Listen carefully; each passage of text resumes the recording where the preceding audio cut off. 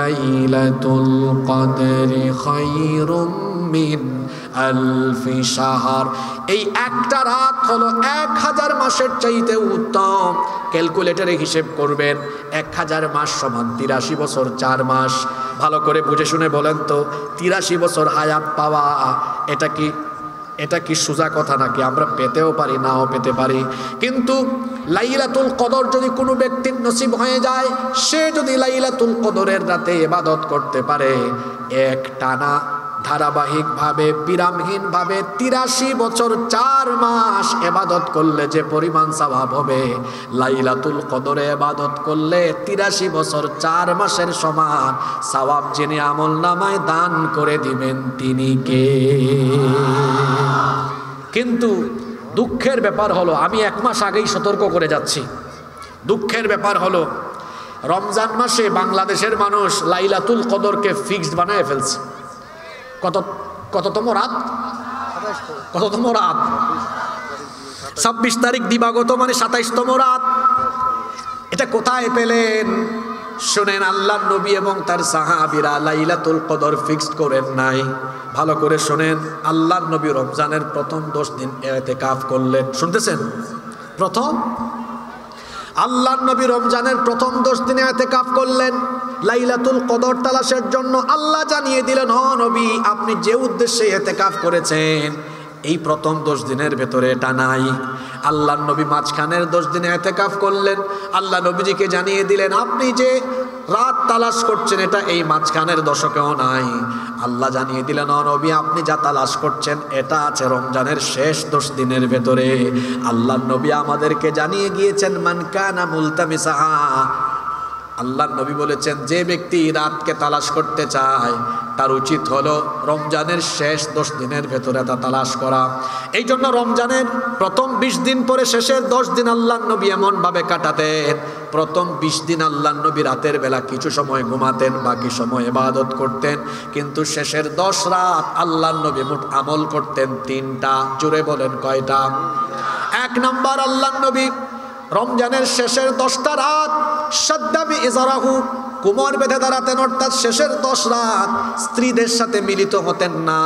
পারিবারিক ঝামেলা, সাংসারিক ঝামেলা থেকে নিজেকে মুক্ত করে শেষের 10টা রাত সারা রাত ইবাদত করতেন। কার? আরো আসতে বলেন কার? 2 নম্বর যে কাজটা নবীজি করতেন, ওয়া আহইয়া লাইলাহু, 1 ফুটাও ঘুমাতেন না, সারাটা রাত জেগে থাকতেন। 3 নম্বর যে কাজটা করতেন, তিনি শুধু একা একা ইবাদত করতেন না, ওয়া আইকাদা আহলাহু, তার পরিবারে যারা আছেন পরিবারের সবাইকে ইবাদতের জন্য জাগিয়ে দিতেন। তাহলে বলেন তো, রমজানের শেষ 10 দিন নবীজি কয়টা কাজ করতেন? আরো জোরে বলেন কয়টা? আমরা করব কয়টা? জোরে বলেন। 1 নম্বর, পারিবারিক ঝামেলা থেকে নিজেকে মুক্ত করে দিব। কিন্তু আপনারা করেন উল্টা। রমজানের প্রথম 20 দিন মোটামুটি ইবাদত করলেও শেষের 10 দিন আপনারা শপিংয়ের জন্য বরাদ্দ রাখেন। এটা বড় সাংঘাতিক আমলের বৈপরীত্য। নবীজির সাথে আমলের সাংঘাতিক বৈপরীত্য এটা। আল্লাহর নবী তো শেষের দশকে ইবাদতে মনোনিবেশ করতেন, আর বাংলাদেশের মুসলমান শেষের 10 দিন শপিং নিয়ে ব্যস্ত হয়ে যায়।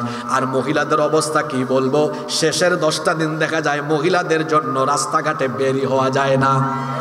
আমি জানি না আপনাদের খুলনায় কি হয়, আমাদের এলাকায় দেখা যায় সন্ধ্যার পরে ইফতারের পরে সাহারি পর্যন্ত মহিলারা শুধু শপিং নিয়ে ব্যস্ত থাকে। খুলনায় এগুলো আছে নাকি?